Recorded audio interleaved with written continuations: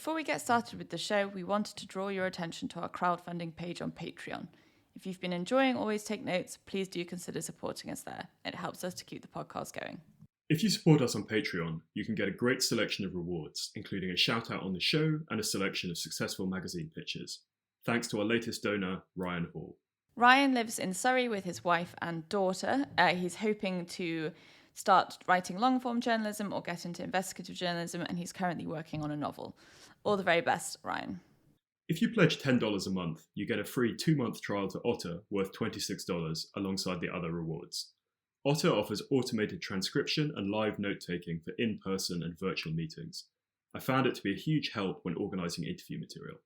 You also get access to a series of mini episodes from previous guests on the show in which they answer 3 revealing questions. The latest episode features Ferdy Addis, and here's a snippet.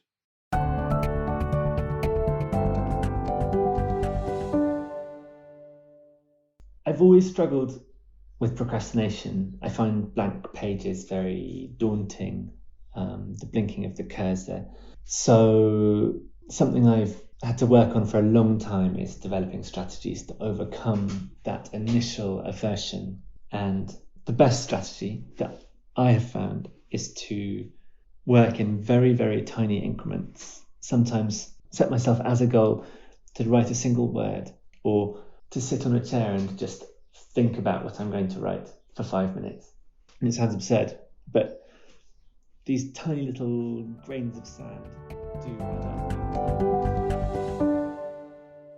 Hello and welcome to Always Take Notes. In this episode, Rachel and myself spoke with Lennie Goodings, the chair of Virago Press. We spoke to Lennie about starting out at Virago, the intimacy of editing an author's work, and how the business of feminist publishing has evolved. It's a great episode and we hope you enjoy it. Welcome, Lennie, to Always Take Notes. It's fantastic to have you on the show.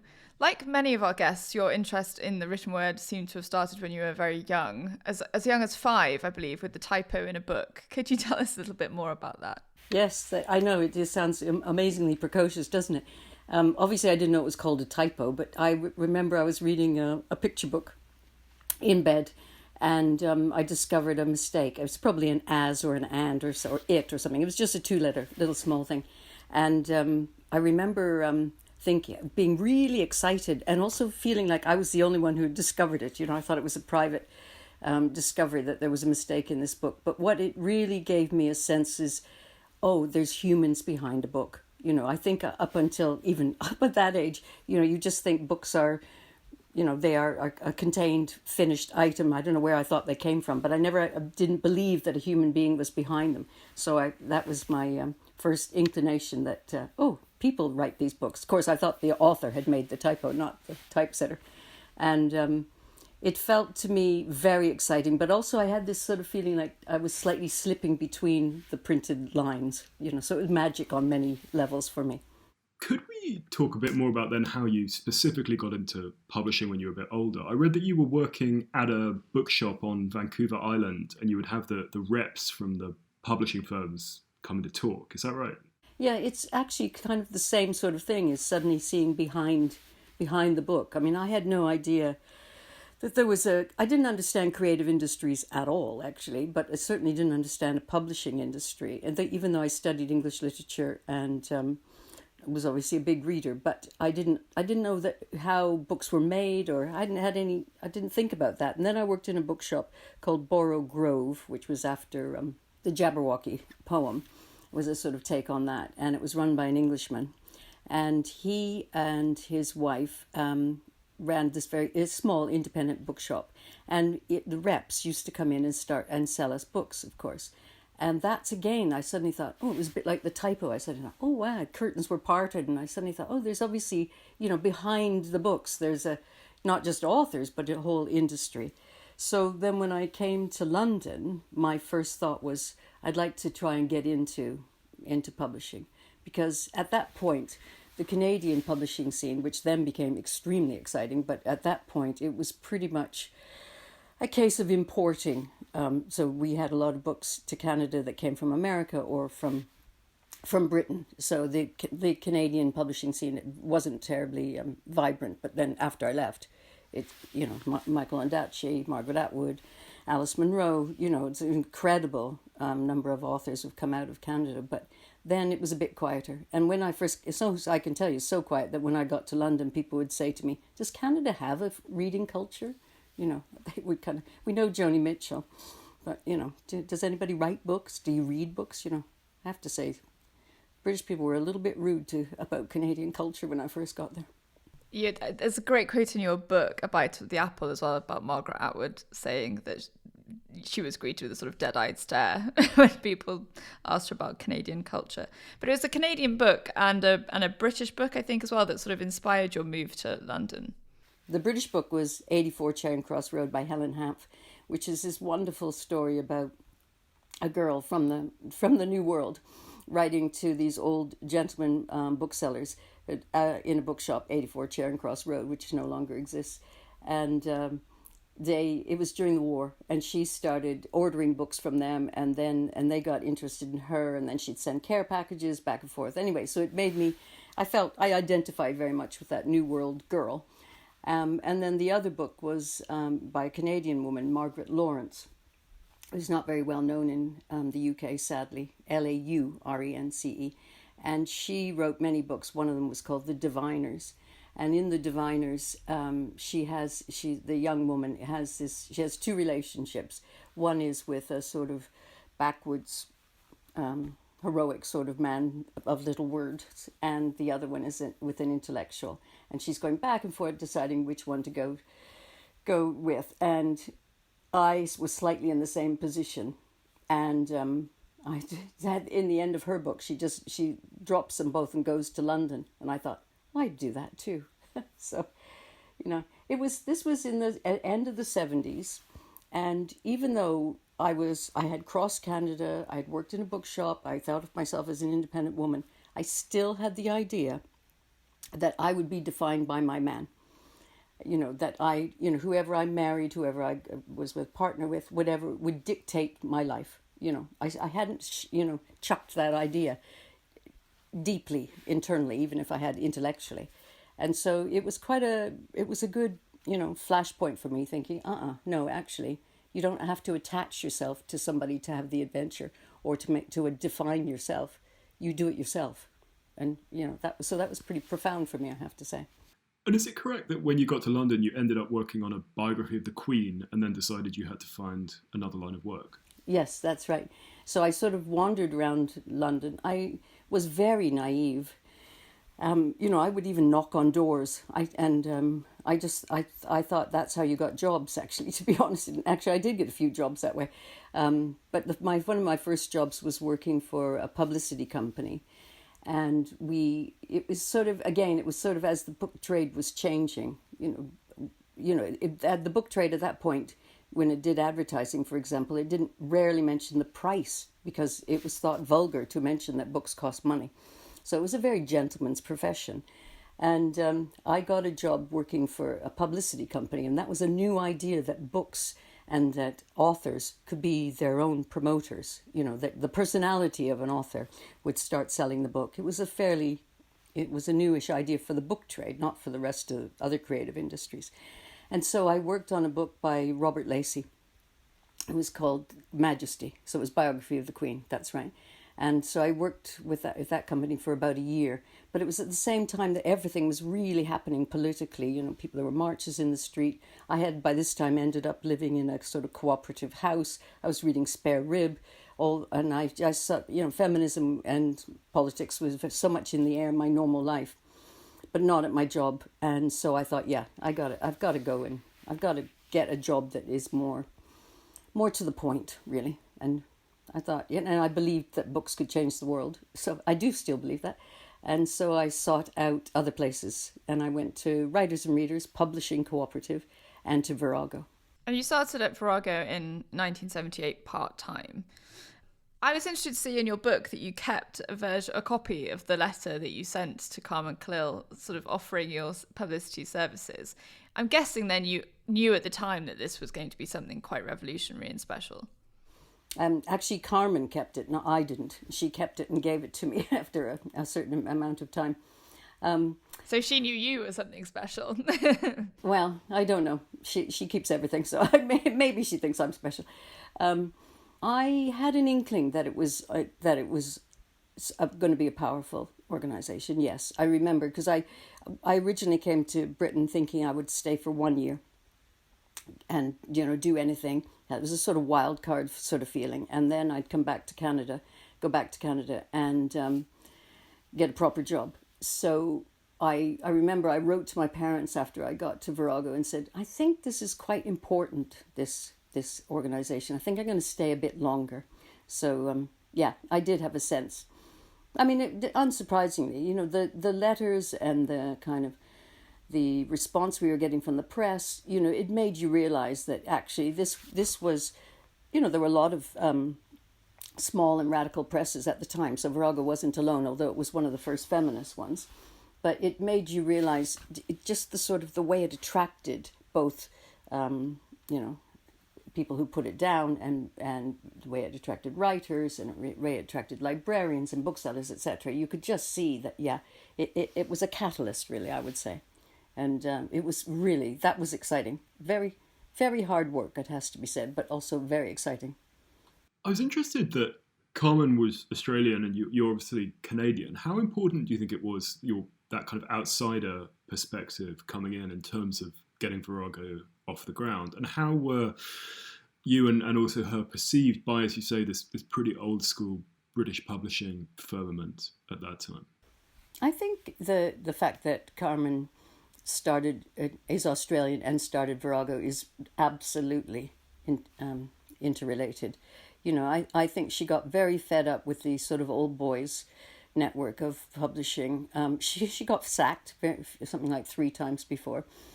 She just didn't manage very well working for other people, and also I feel she thought that she was very involved with the underground through press, through Inc. and places like that, and Oz, the radical magazines of the time, and she was very conscious that what was being listened to were men's political voices, not women's political voices, and that even, those are famous observations, aren't they, that even in those kind of places the women still did the typing and made the tea.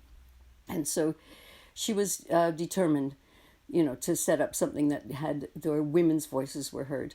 So I think the fact she was Australian was important. I think there was an idea that you could start something new, that there was something to be thrown off. And I felt that too, I have to say. As I say, part of it was naivete, not reading the British runes very well, to be honest. But also, I feel, if you come from a country like Canada or Australia, you're still in a place where things are still happening. You're still making traditions. There are still new things. There's a very, sorry to be too cliched about it, but there's a bit of a frontier spirit sort of feel. And so I think that did matter. But there were Ursula Owen, who was the other key person at Virago.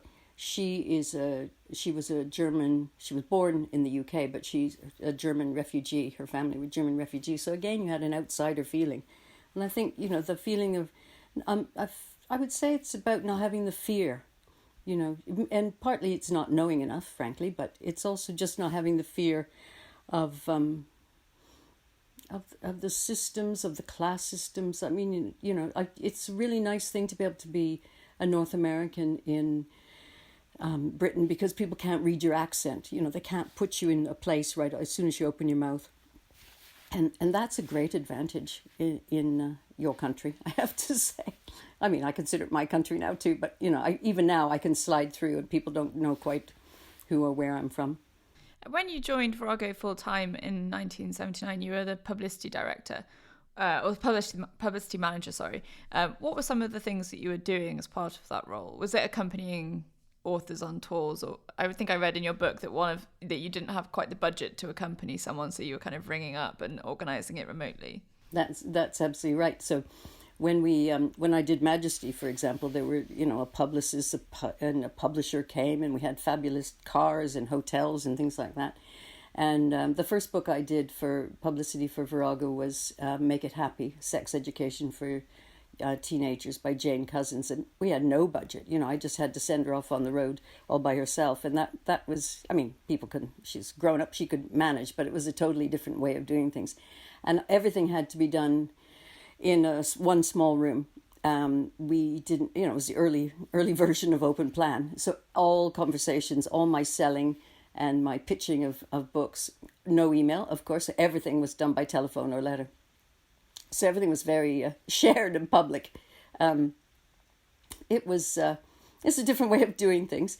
It was exciting though. As I say, there was a combination of people wanting Virago and another. The press. Press is always quixotic. It loves the new things. It loves to run it down. It loves to build it up, and we were definitely part of that. We were called paper tigresses. But then at the same time, we would get a lot of publicity. Although I remember ringing The Guardian once and trying to sell an author to them. And they said, we had a woman author on these pages last week. Yeah, so the world has changed. Is it right that you first met Margaret Atwood around this time as well, in the late 70s? And then could you tell us a bit about what that initial meeting was like, and then about how your kind of creative relationship with her has developed since then? I thought the chapter you sent us about this extraordinary meeting where she calls in her people to go over the novel was fascinating. I'd love to ask about that maybe a little bit further on, but take us back to that first meeting that you had with her. So I as I say in my book, I first met Margaret Atwood on the page. So I was about 14, and I found The Animals in That Country, a book of poetry, because she wrote poetry first. And I found that first, and I remember giving a presentation to my class and saying, I think this woman's going to be important, and she's Canadian, and she's a female. All of these things were very exciting and dramatic to see that publication. So, and then I studied her at university. So, and then when I went to Virago, then suddenly we were publishing her. So we published Surfacing and Lady Oracle, and Edible Woman is her first book.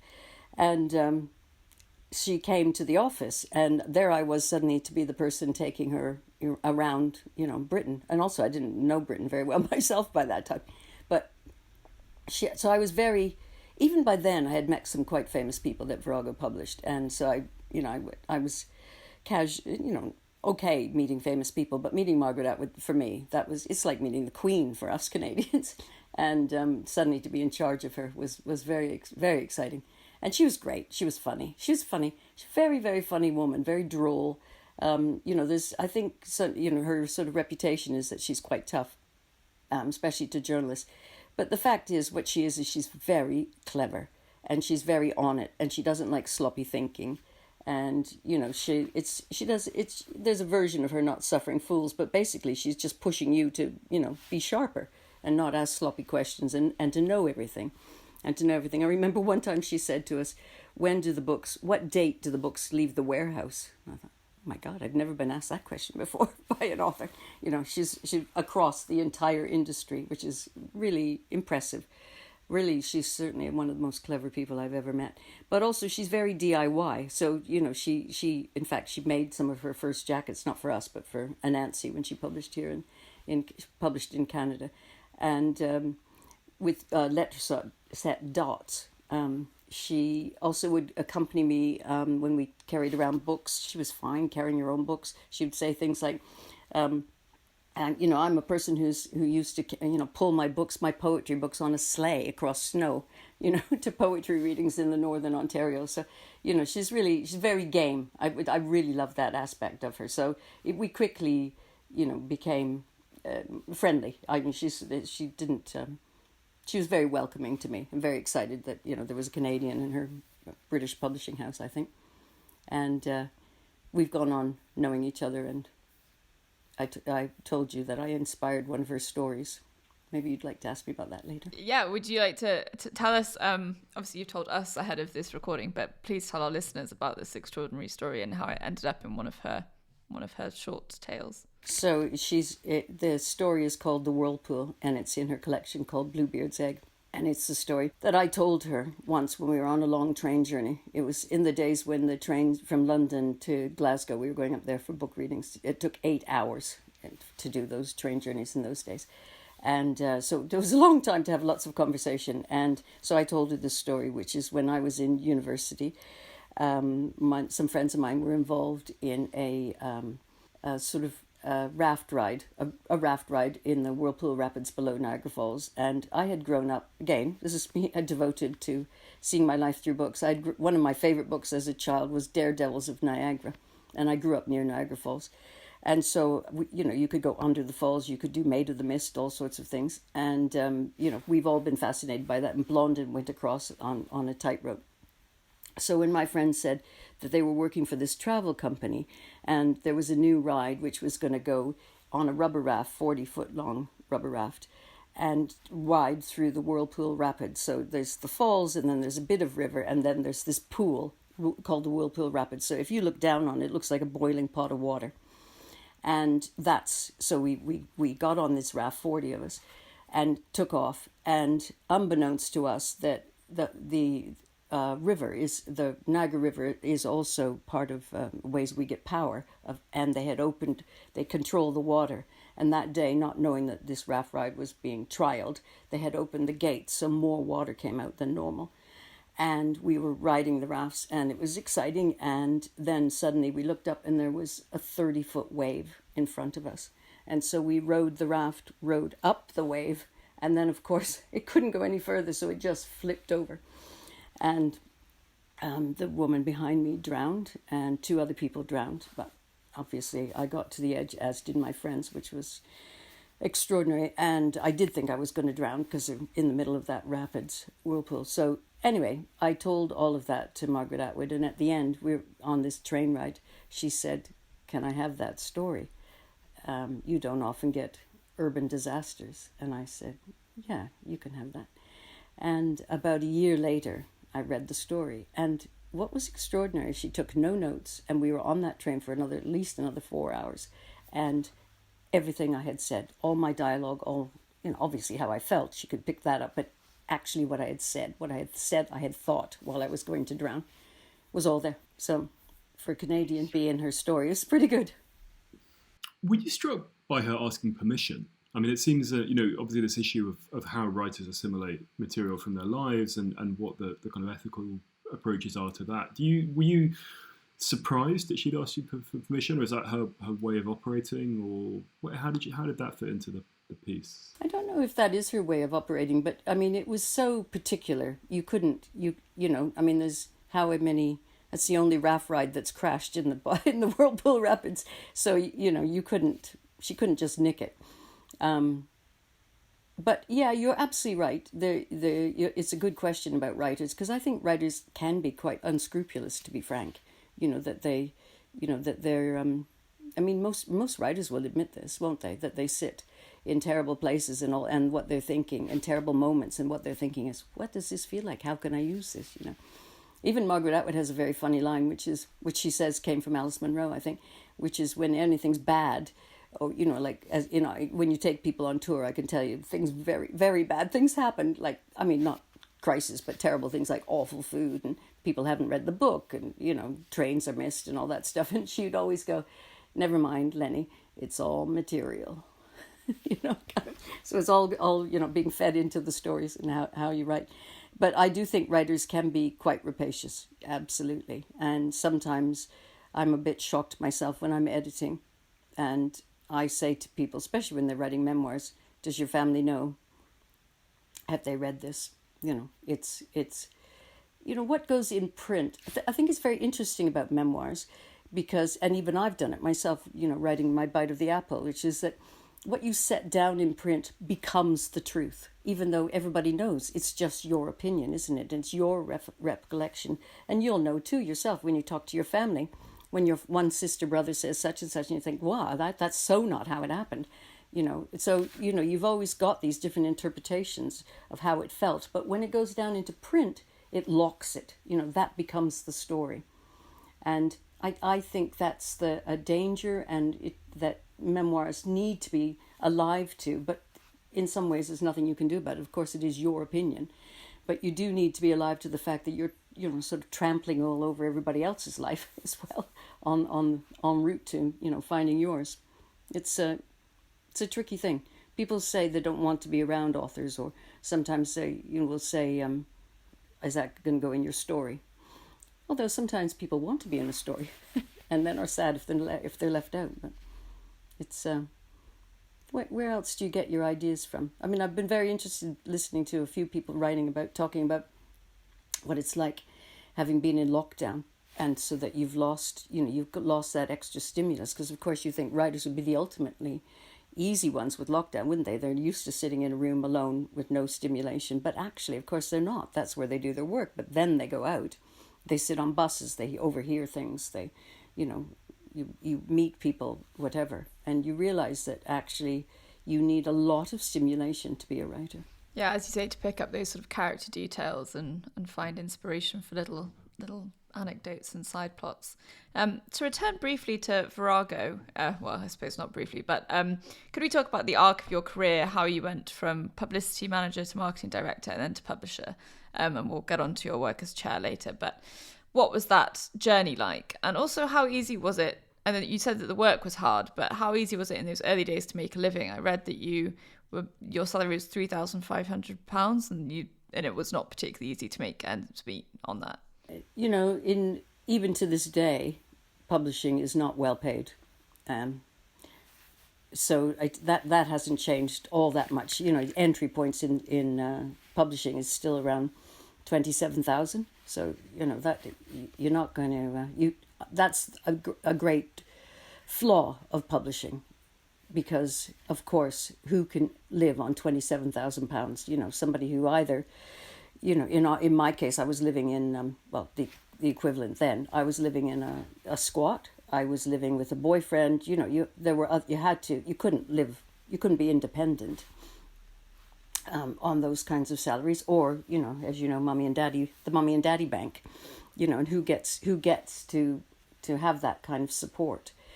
That is a problem in publishing, definitely. I went from, in terms of switching careers within careers, as it were. People do move from publicity to editorial. Less so. Publishing is oddly quite siloed. That people who start in marketing and publicity find it sometimes difficult to move across to editorial, if that's what they want. In a smaller company like mine, because it was small, we're all in the same room. You kind of knew everything anyway, even if you weren't actually doing the job. So, and I think moving publicity. So, what is publishing? Publishing is publicity. It is marketing. Of course, it's editing the book, and that's a different thing, which I'd love to talk about, because I'm very passionate about editing. But in actual publishing is, how are you going to present it? What does the jacket look like? What's the title? What signals are you giving to the people that what category is this book in? That's all publicity and marketing, whoever does the job. That could be the MD thinking up that kind of stuff, or it could be the marketing and sales people. But, publishing is about presentation, isn't it? And then even things like, what price is it? Because again, how you're pitching it matters. Even small things like prices, or big things like prices, promotions, etc. Title really, really matters, especially now more than anything else. When people buy so much online, the title really has to do a lot of the job. So I already had that thinking. I was very closely involved with what we were publishing, how we were publishing. So I already had all that thinking. So what I had to do, the transition I had to do, was then to work on the text. And that obviously that's a different talent and a different skill, for sure. But I believe it's difficult if you've got a brand new author who needs a lot of help. Then you really do have to be quite skilled, and you have to be versed in your trade. But I think most good authors don't need a lot of editing. What they need is a lot of reflection. They need to hear back from you. Like I've called myself like super reader is how I would characterize what an editor is on that front. I'm holding up my hands because it is like a mirror. So you're giving back to the author. You're saying, a combination of reading carefully so that you think, am I bored? This is me as editor. Am I bored? Am I interested? Am I confused? Am I disappointed? You're keeping alive all of those high, the kind of stuff you feel as a reader anyway. But when I'm editing, I'm keeping those right up to the fore and making notes that, I'm now lost. I'm sad I lost that character. I don't understand that character. So that's the kind of editing you do with somebody who is a skilled writer. So you're not actually doing line by line editing with somebody like that, but you're, with someone like Sarah Waters, for example, when I edit her, that's the kind of thing. You just sort of think, oh, I didn't understand the motivation there, or I did like that character a lot and felt very disappointed when they went away. Is there a way of drawing them back in, and one of the first things I often do with an author, even if they are skilled and accomplished, is say to them, tell me what this book is about, because that's where you can see often the gap comes between what was in their head and what has made it to the page. And I remember talking to one person who said, I think this is about two sisters, and I said, that's lost. The idea that there are two this book is about two sisters is not coming through. If you want that, we've got to bring that up to the fore. So that's the kind of editing conversation that you have with somebody who knows what they're doing. And I think you have to trust an author, because you are ultimately just one person reading. I mean, unless you got a team of editors, which I will tell you about, Simon. Unless you get a team of editors, you are just one person. And my belief is that it's the author's names on the book, not yours, not you, the editor. And also, the world is littered with stories of editors who said such and such, who got it wrong. Even as I'm sure you know that someone like J.K. Rowling had her books turned down by 10 different publishers before somebody took it. So you do have to be conscious as an editor of your blind spots, your flaws, and also who you are. I'm a white middle-aged woman. I need to know. I need to be alive to what that means, that I know about the world. Just following up from your previous question about kind of the business of publishing and how it works, I was wondering if you could explain a bit more about that, and particularly a couple of things. Well, firstly, to what extent is it a hits business, and that a few successes kind of subsidize the rest of the operation? And the other was the kind of evolution of the business side in the time you've been in the business, and particularly how the expenditure of a publishing firm, how does that divide between physically printing the books, between paying staff, between rights and things like that, and paying writers, and how has those elements evolved in the time you've been in the trade? So in publishing, the same as any creative industry, film, theatre, music, I suspect too, is very dependent on a few hits. Definitely, it is a hits. It doesn't portray itself as a hits business because we don't know where the hit's going to come, for one thing. So it's you have no idea that suddenly a science fiction title or whatever is going to suddenly take off. A book I published at least 20 years ago called Girl Interrupted by Susanna Kaysen has suddenly been taken up by the TikTok generation.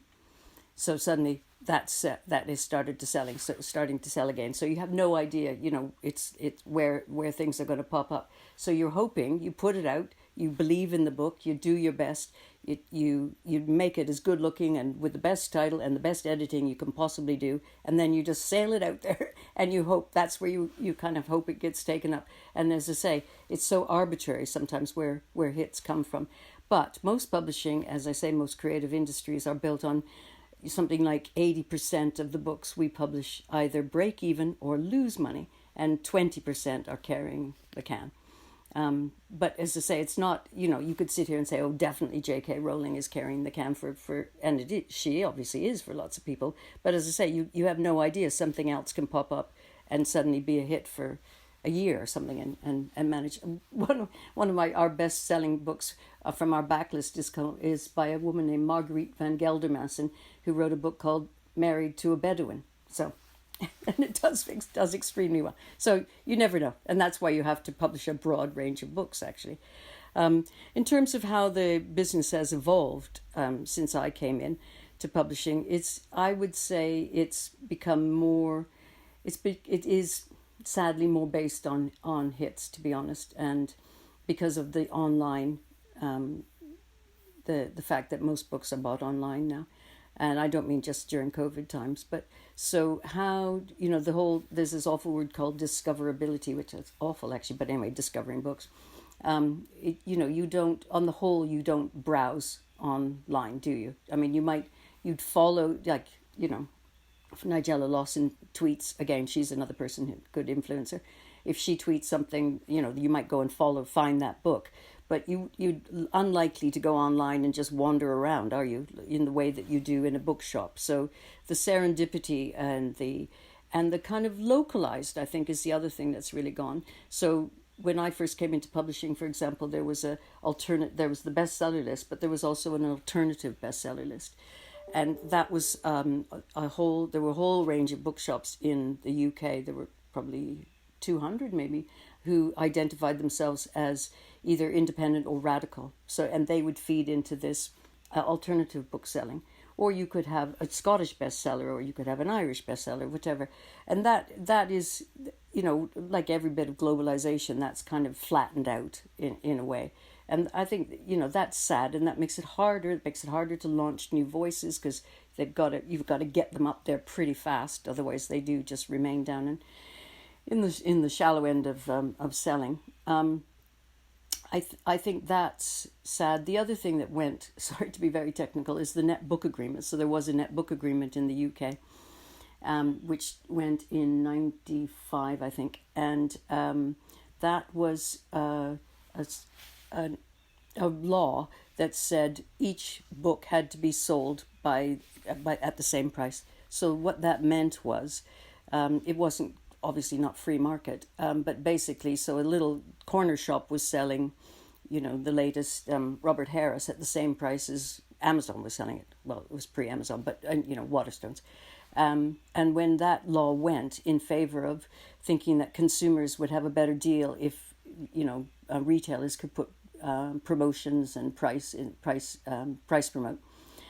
That again pitched it to the bestsellers, obviously. So what gets discounted, who can sell the big books it gets much more monolithic. So, I think there are many things that are terrific about online book selling, obviously, because it reaches more people, online marketing, etc. do too. But it also has its losses. It definitely has its negatives, and I would say launching new voices and being attentive to local or regional publishing, is what I meant by that.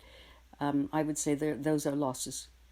On the other hand, there's nothing like a publishing industry that, it's like phoenixes. It rises and falls all the time. And now you see a lot of small publishing houses, don't you? I mean, they will be finding it difficult to manage, because they will probably be in a back room. It's probably, it'll be people doing it for the love of it. They probably are not paying themselves. They might pay an assistant. The whole industry if you think what a book costs to buy, $7.99, $8.99, $10.99, and that's not changed. You look on your bookshelves and you'll see a book that you bought sort of 10 years ago. It might have been $6.99. Meanwhile, everything's gone up. Wages, salaries, paper price, etc. So it's a very small unit, isn't it? And $8.99 is not a big amount of money to be basing a whole industry on. So the result of all that is authors don't make a lot of money. So they get 10%, roughly 10% of the retail price.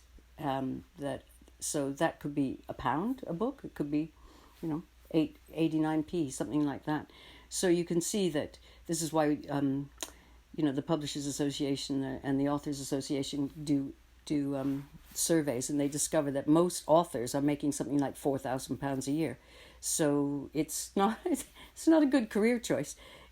Most authors have to have other things going. And something like on the Virago list, I would say there's probably about 4 or 5 authors who can live on writing, and the rest have to have other income.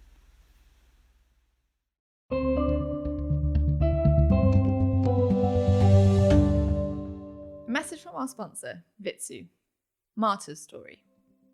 If only each shelf could talk, reflected Marta, a Vitsu customer since 2004.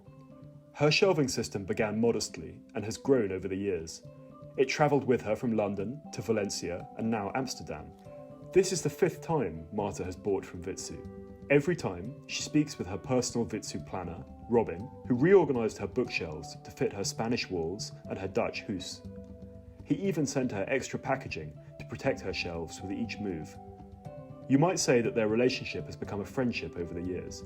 Marta knows she is valued and trusts the advice Robin gives. If your shelves could talk, what would they say?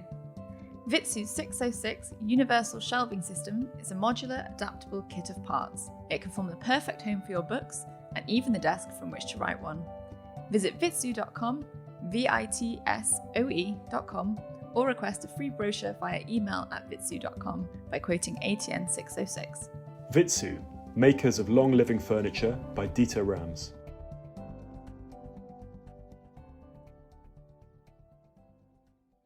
Could we talk now about your work as an editor? In your book, you compare it to being a midwife and to being a therapist. Could you tell us a little bit about that? I'm particularly interested, I'm not sure you'll tell us, but I'm particularly interested in the author that threw their marked up manuscript out of the window onto the street.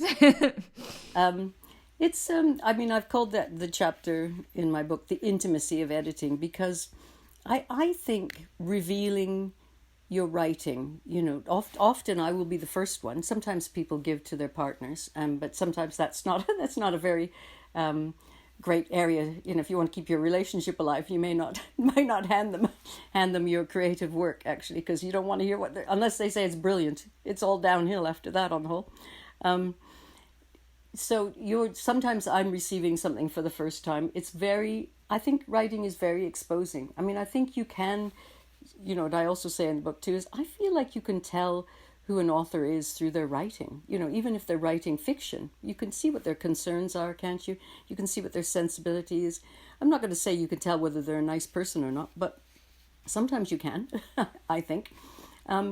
So I feel it's a very exposing process of showing your writing for the first time to somebody, and then because you're asking them for a critical feedback, you kind of, is this obviously you're asking the basic thing, is it good enough? But if as an editor you have to slightly read through that. I'm editing something right now, for example, which I can see the beginning is very flawed. I'm not going to tell you what it is, but the beginning is very flawed. But I can also see, I can sort of see through it. You know what I mean? It's like seeing through the lines in a funny way. I can see, yes, if we just shift this slightly, if we have a slightly different perspective, I'm not going to say the whole thing is terrible. It's definitely not, but it needs a little rejig. So I think that is, you're asking the author to trust you. You're asking the author to trust your judgment, but also to trust your confidence. So as I say, I'm not going to tell you who that person is. You are asking them, you're often asking people to dig deeper, and that, especially around memoir, I've often found, for example, that there will be something missing in the memoir.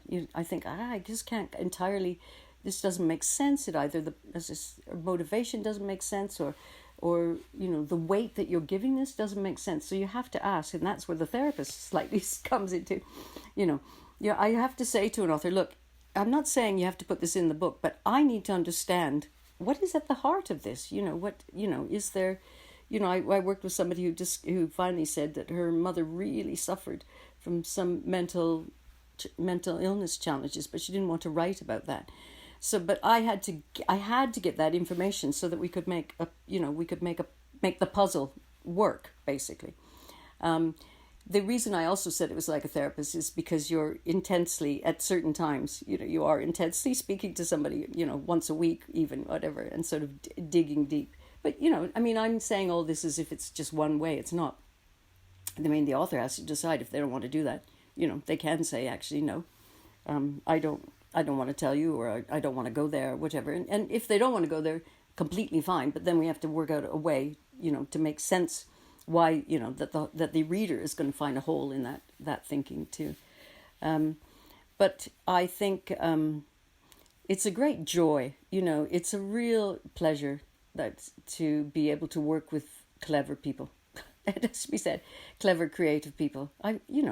You must find it yourself doing this podcast. How thrilling is it to get up close to people who are trying to do something different or thinking differently and prepared to take you along with it, and for you to enjoy it.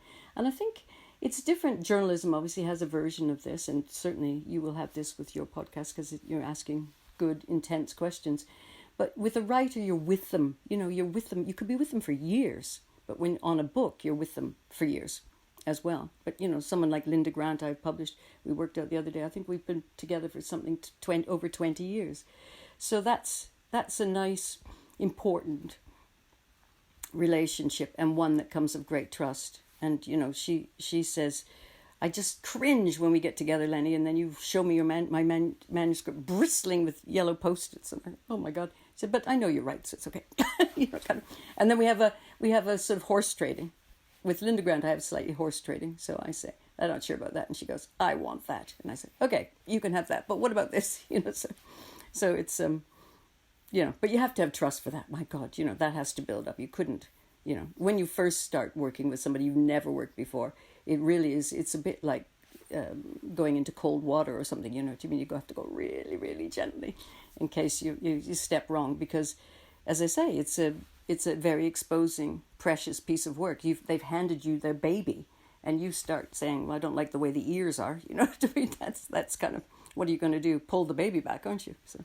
Could you tell us, coming back to what I mentioned earlier, this extraordinary Margaret Atwood kind of meeting with her editors, plural, in Canada, just for people who haven't read the wonderful account of it you give, could you tell us a little bit about that, and then about how typical or otherwise her approach to editing do you think is compared to other writers you work with?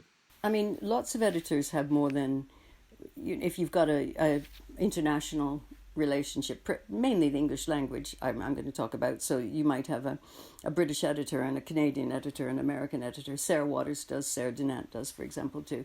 And so it has to be a bit collaborative, that all the editors, usually you get a primary editor, but all the editors can feed in, if the author wants that, and you listen always to the author as to what they want.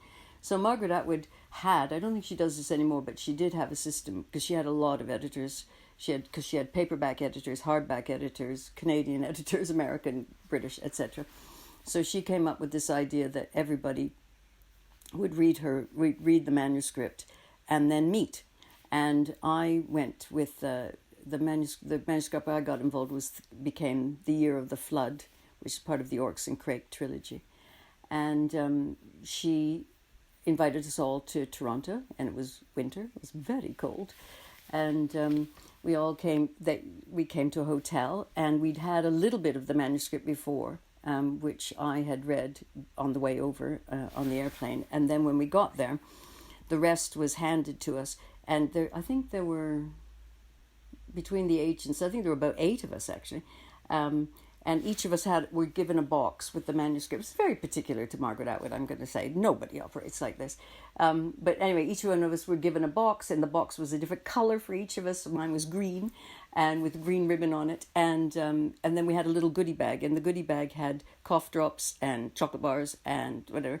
And we were each presented it in the dining room, and then it was like, go. She wasn't there. That was her agent giving it to us, and it was then go. And so we shot each one of us to our bedrooms, and read the manuscript, and then met at the end of it as the editors, and met and discussed it. And then the next day, Margaret came over, through the snowy streets of Toronto. I remember she arrived all red cheeked because it was very, very cold, and up into this room. And her agent at the time said, I think we should light a candle. We were in a hotel. We should light a candle because this is an auspicious meeting of our editors and everything. So we lit the candle. Of course, the smoke detector went off and the fire engines came. So that started off the meeting. And then she just sat and listened. It was like going to a seminar on an author with the author there. And she asked we gave our sort of presentation, as it were. And then she asked questions.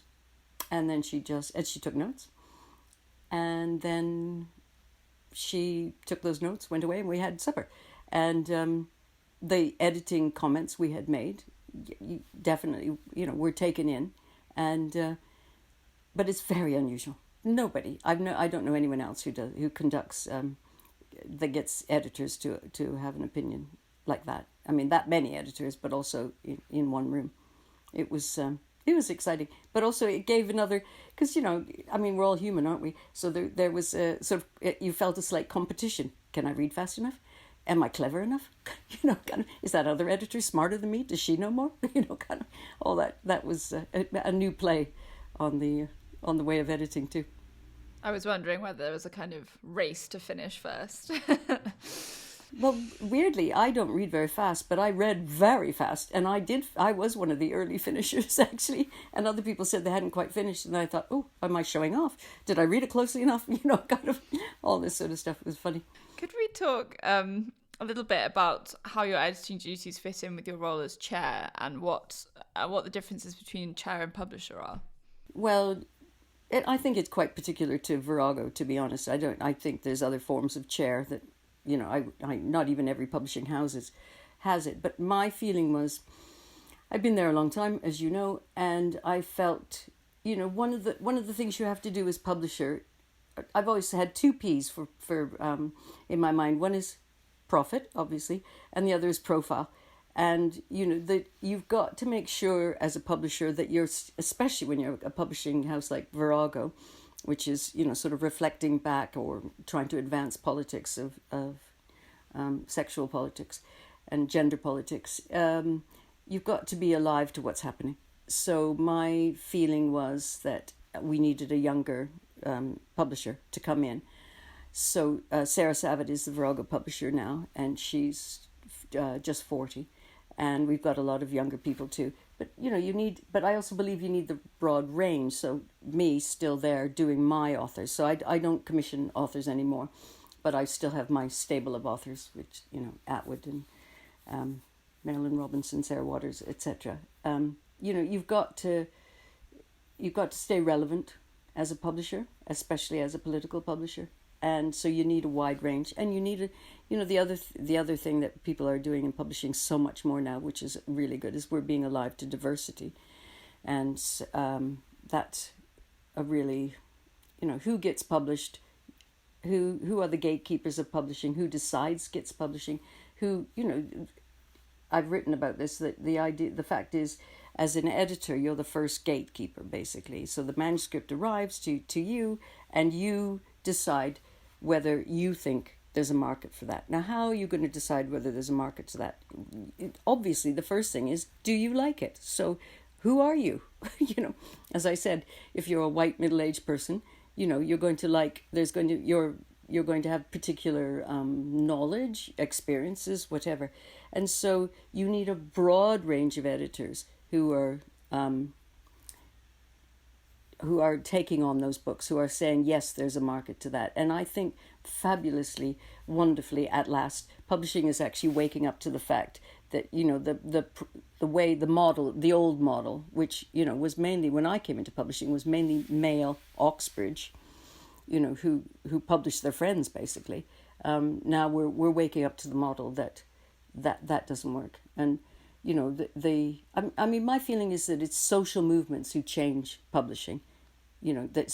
Publishing can say it wants to change, but actually why it changes, feminism changed publishing, the LGBTQ plus changed publishing, Black Lives Matter is changing publishing, because the readers and the authors demand that publishing changes, and that it is only the big social movements that really, really rock the industry, it seems to me.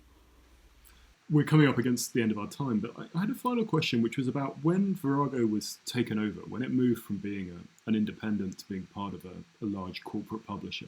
How did that change things? And from having worked on both sides of that fence, what are your feelings about how those different parts of the industry work? Well, I mean, the thing about publishing, as we were talking about the 80-20 and, who knows where the hits are going to come and all that sort of stuff, all of publishing is a risk, whether you're a tiny independent in your back bedroom or whether you're a conglomerate. So the risk never changes. What does change, of course, is the cushion. That what you've got behind you. So when we were independent, for example, and we would do our budgets, and then an author would ring up and say, I can't deliver till next year. After all, we were like, that was going to be really, really hard. So it's hard to manage the finances as an independent. So obviously going to a larger publishing house gives you that kind of cushion.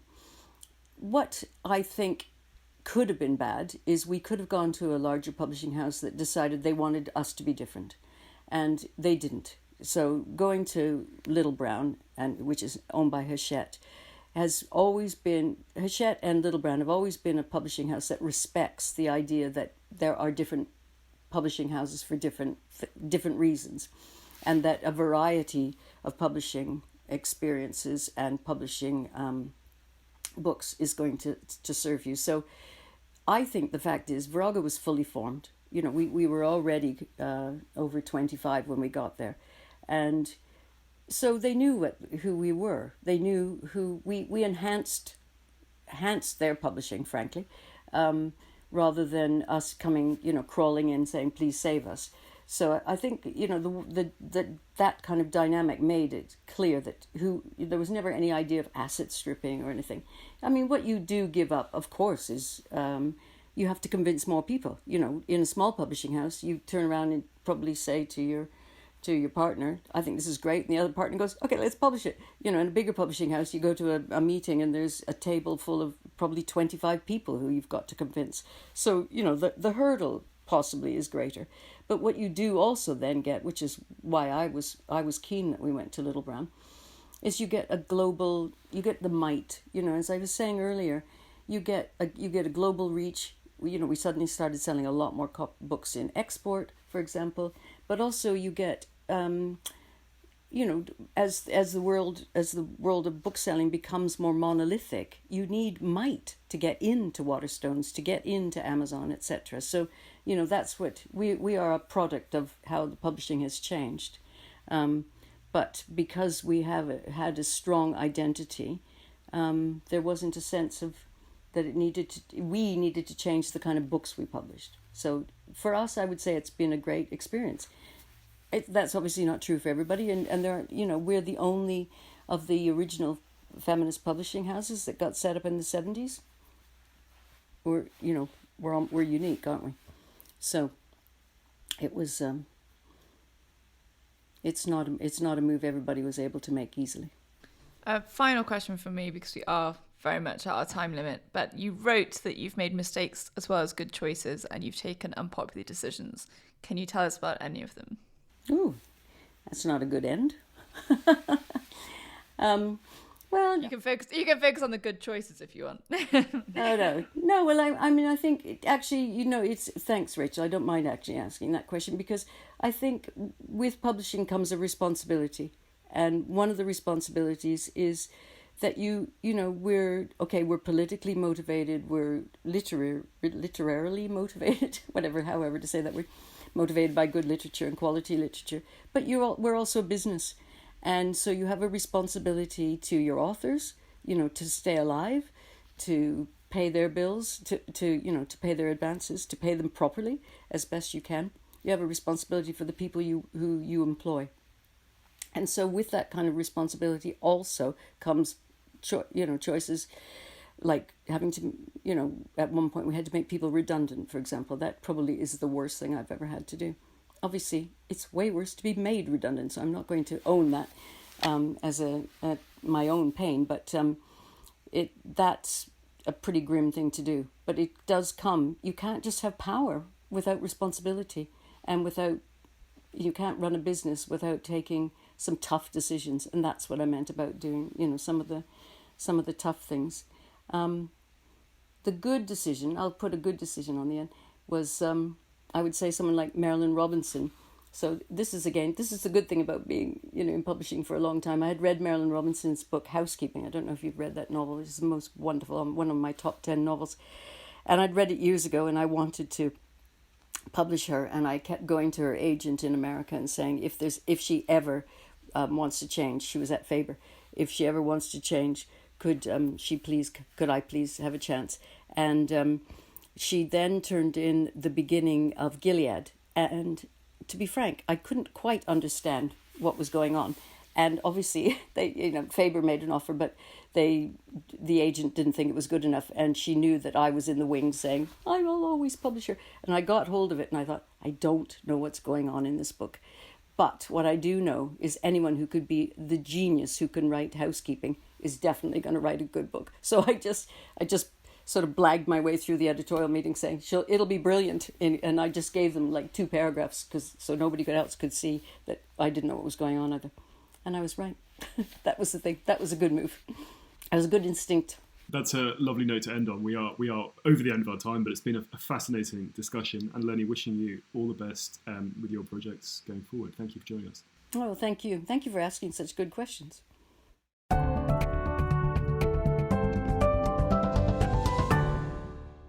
That was the Always Take Notes interview with Lennie Goodings. You can follow her on Twitter at Lennie_Virago, and her book, A Bite of the Apple, is published by Oxford University Press.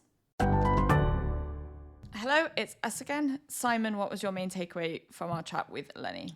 I really enjoyed talking to her, actually. She was out in the wilds of Canada in her sort of remote holiday place, and I thought it was fascinating. Clearly, she's lived and worked through such a huge time of change, but I also and development in British publishing. But also, she just seemed to me a kind of very warm and empathetic woman who also, nonetheless had a clearly very sharp editorial and kind of critical eye. But you got a sense of why she'd been such a champion to the writers that she was working with. What about you? And I would really recommend A Bite of the Apple, her book, to any listeners who are interested in the history of Virago. And I think generally learning more about how the sort of publisher-author relationship works. The chapter that we discuss about editing is definitely worth a read for anyone who wants to understand more about that. Yeah, she's definitely someone who has also kind of thought quite hard about her trade and her work as well. Anyway, Rachel, what have you been up to outside the podcast? Nothing of note, Simon. How about you?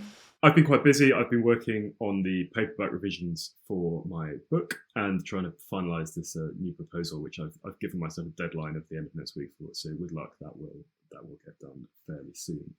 Anyway, this has been Always Take Notes, hosted by me, Simon Aiken. And me, Rachel Lloyd. Our producer and social media editor is Artemis Irvin. Our graphic design is by James Edgar, and our score is by Jess Danheiser.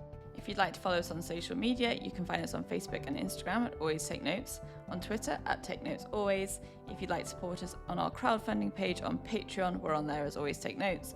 And if you'd like to get in touch with us on Twitter or via our website, please do. Many thanks. Bye.